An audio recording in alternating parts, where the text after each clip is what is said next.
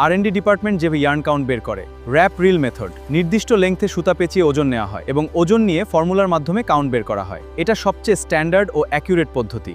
সুতা নির্দিষ্ট দৈর্ঘ্যে কেটে ওজন মাপা হয়, তারপর ফর্মুলা দিয়ে কাউন্ট হিসাব করা হয়। দ্রুত কাজের জন্য R&Dতে বেশি ব্যবহার হয়। R&Dতে বেশি ব্যবহার হয় 1 লিয়া সমান 120 ইয়ার্ড, আর টেক্স হলো প্রতি 1000 মিটারে ওজন। এই সিস্টেমে সুতা মেপে সরাসরি কাউন্ট বের করা হয়। 4 tex denier system synthetic yarn denier system সম্পর্কে। টেক্স হলো প্রতি 1000 মিটার সুতার ওজন গ্রামে, আর ডেনিয়ার হলো প্রতি 9000 মিটার ওজন গ্রামে। বেশি ব্যবহার হয় লাইক্রা বা পলিয়েস্টার সুতায়। এটি একটি ডিজিটাল ইয়ার্ন টেস্টার মেশিন। আধুনিক R&Dতে মেশিন দিয়ে অটোমেটিক কাউন্ট বের করা হয়। এতে সময় বাঁচে এবং ভুল কম হয়। এটি অত্যন্ত নির্ভুল কাজ করে। R&D ডিপার্টমেন্টে দ্রুত ইয়ার্ন কাউন্ট বের করার জন্য ম্যানুয়াল প্লাস ডিজিটাল দুইটাই ব্যবহার করা হয়। তবে এখন ডিজিটাল মেথড বেশি জনপ্রিয়, কারণ এটা দ্রুত ও নির্ভুল। R&D ডিপার্টমেন্ট ইয়ার্ন কাউন্ট বের করা এখন আর কঠিন না। সঠিক মেথড জানলে কয়েক মিনিটেই অ্যাকুরেট রেজাল্ট পাওয়া সম্ভব। নেপি ইয়ার্ন কি? যে ইয়ার্নের উপর ছোট ছোট ফাইবার বা তুলার মতো অংশ বের হয়ে থাকে তাকে নেপি ইয়ার্ন বলে। এতে কাপড়ে একটু রাফ ও ফাজি লুক আসে দেখেন। আর ন্যাপ ফ্যাব্রিক হলো এমন ফ্যাব্রিক যার সারফেস ব্রাশিং করে নরম ও লোমশ করা হয়। এই ধরনের ফ্যাব্রিক শীতের পোশাক, হুডি, ফ্লিস ও ফ্ল্যানেলে বেশি ব্যবহার করা হয়। ন্যাপ ফ্যাব্রিক দেখতে সুন্দর, গরম ধরে রাখে এবং অনেক সফট ফিল দেয়।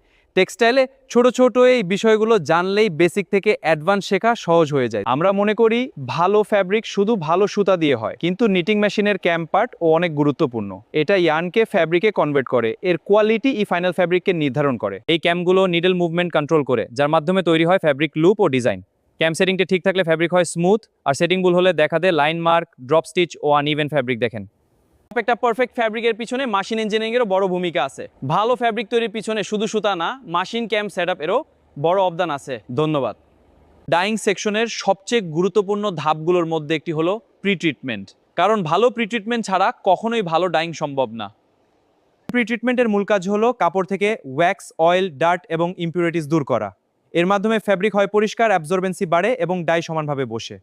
এই প্রসেস সাধারণত করা হয় ডিসাইজিং, স্কাউরিং, ব্লিচিং এবং নিউট্রালাইজেশন। যদি প্রি ট্রিটমেন্ট ঠিকভাবে না হয় তাহলে দেখাতে পারে ইউনিভেন ডাইং এবং কালার ফাস্টনেস। তাই এই স্টেপগুলো খুবই গুরুত্বপূর্ণ। চলো আমি আপনাকে দেখাই। এই ট্যাঙ্কে ব্লিচিং হয়, দেখুন কন্ট্রোল প্যানেলে সব প্যারামিটার ঠিক আছে। তাই টেক্সটাইল ডাইং এ পারফেক্ট কালার এবং কোয়ালিটি পাওয়ার জন্য প্রি ট্রিটমেন্ট খুবই গুরুত্বপূর্ণ একটি ধাপ।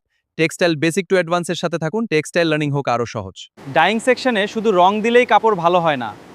ভালো শেড, সফট ফিনিশ আর কালার ফাস্টনেসের জন্য ব্যবহার করা হয় বিভিন্ন ধরনের কেমিক্যাল এজেন্ট। সিকোয়েস্ট্রিং এজেন্ট পানির আয়রন বা মেটাল নিয়ন্ত্রণ করে যাতে দাগ না পড়ে। ওয়েটিং এজেন্ট কাপড় দ্রুত ভিজতে সাহায্য করে। লেভেলিং এজেন্ট কালার সমানভাবে বসাতে সাহায্য করে। এই এজেন্টগুলো দাগ ছাড়া পারফেক্ট রেজাল্ট দেয়।